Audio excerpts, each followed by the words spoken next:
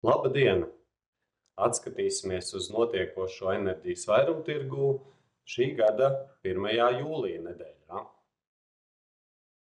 Naftas tirgū būtiski izmaiņu nenotiek, un naftas cena saglabājas pie $86 par barelu. Protams, vēl joprojām valda bažas un riski, kas saistīti ar kara darbību Eiropā un tuvajos austrumos, un arī cenu augšup vedošs faktors ir tas, kā ASV samazinās naftas krājuma līmenis. Savukārt turpmāk otrajā pusgadā ASV ļoti gaida un skatās uz turpmāku procentu likmi samazinājumu, kas varētu arī pozitīvi ietekmēt ekonomikas procesus. Arī kopumā gan Eiropa, gan Amerikas Savienotās valstis skatās uz iespējamu pieprasījumu pieaugumu. Pirmkārt, šobrīd vasarā aviācijas nozare, atvaļinājumu lidojumi, ceļojumi un tālāk rudenī ziemā līdz ar iespējamu ekonomikas tempu uzlabošanos. Oglei un dabasgāzei šobrīd būtiski izmaiņu nav. Abiem resursiem Eiropā un Āzijā krājumi ir komfortablā līmenī. Āzijā šobrīd, tīpaši Ķīnā, ogļu pieprasījums zems, liela atjaunīgo izstrāde, daudz uzbūvētas saules elektrostacijas un ļoti labvēlīga hidroloģiskā situācija ir šobrīd Ķīnā. Līdz ar to pieprasījums zemāks un cenas būtiski nemainās pasaules tirgū. Oglei tās paliek pie aptuveni $107 par tonu. Dabasgāzei arī krājumi pietiekami uzpildās Eiropas krātuves, un šobrīd sasniegtais līmenis ir 79% aizpildījums. Eiropai arī pašlaik laikapstākļi ir bijuši mēreni, kas ir veidojuši arī mērenu pieprasījumu šajā vasaras sākumā.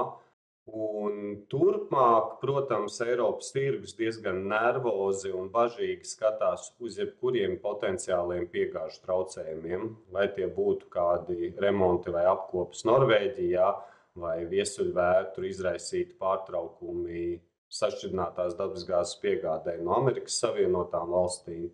Jebkuri šādi notikumi tiks jūtīgi un pastiprināti uztvert cenu veidošanā.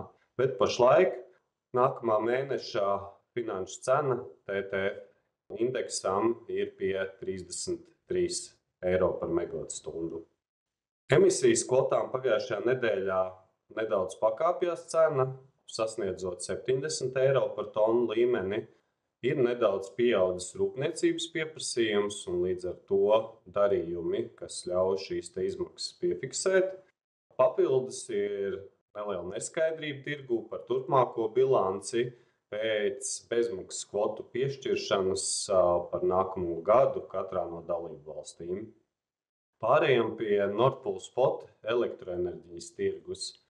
Ziemeļvalstīs cena kritusies par 20%, tā vidēji pagājušā nedēļa bijusi 21 eiro par megavatstundu līmenī. Cena Baltijā nedaudz pakāpjās, pietuvojoties 100 eiro par megavatstundu vidēji. Pieprasījuma pusē patēriņš ir pakāpies abiem reģioniem, gan Ziemeļvalstī, gan Baltijai, par 2 un par 3% attiecīgi. Abiem reģioniem ir pieaugusi vēja izstrāde, un abos reģionos līdz ar mākoņainu, lietainu laikapstākļu ietekmi ir kritusies saules izstrāde.